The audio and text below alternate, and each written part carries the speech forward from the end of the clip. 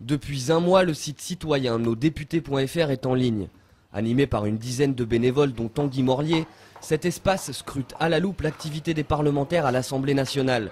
Pour ces cyber-citoyens, un seul but, encourager les électeurs à s'intéresser au travail de leurs élus. Un député, c'est un représentant du peuple. Donc comme tout représentant, les gens qui l'élisent ont le devoir de s'intéresser à son activité et à savoir comment il le représente.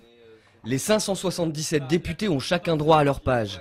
Premier outil, un graphique. La présence du député à l'Assemblée est en rouge. En jaune, c'est son activité, c'est-à-dire ses prises de parole dans l'hémicycle et dans les différentes réunions. Deuxième outil, une barre d'activité parlementaire, juste en dessous du graphique. Elle résume l'investissement du député ces 12 derniers mois. Si les signaux sont au vert, le député est bien classé. S'ils sont au rouge, il fait partie des mauvais élèves. On essaie de mettre en valeur vraiment l'activité. Donc après, il y a des excellents élèves à l'Assemblée nationale et il y en a d'autres qui sont moins présents. Alors comme on essaye d'être assez exhaustif, ceux qui ne sont pas présents, ça se voit quand même un petit peu. Mais ce qui nous intéresse essentiellement, c'est le bon travail qui est fait à l'Assemblée. Rendez-vous est donc pris à l'Assemblée nationale. Nous sommes allés voir ce qu'en pensent les intéressés.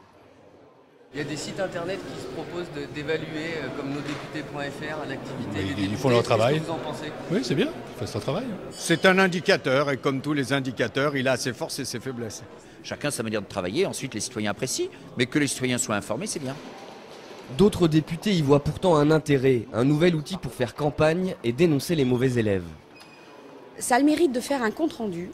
Et ce qui fait que le jour où on se représente devant les électeurs, c'est un atout. Et ceux qui n'auront pas assez travaillé à l'Assemblée, eh bien, ils risquent de se trouver face à un adversaire, candidat, qui leur dira « Mais attendez, vous êtes député depuis un mandat, depuis 2 mandats, et qu'est-ce que vous avez fait? Rien ou pas grand-chose. » Cette année, l'on compte une quinzaine de députés qui ont eu moins de 5 semaines d'activité à l'Assemblée nationale. Reste à savoir si ces nouveaux outils aideront à remplir un peu plus les bancs de l'hémicycle.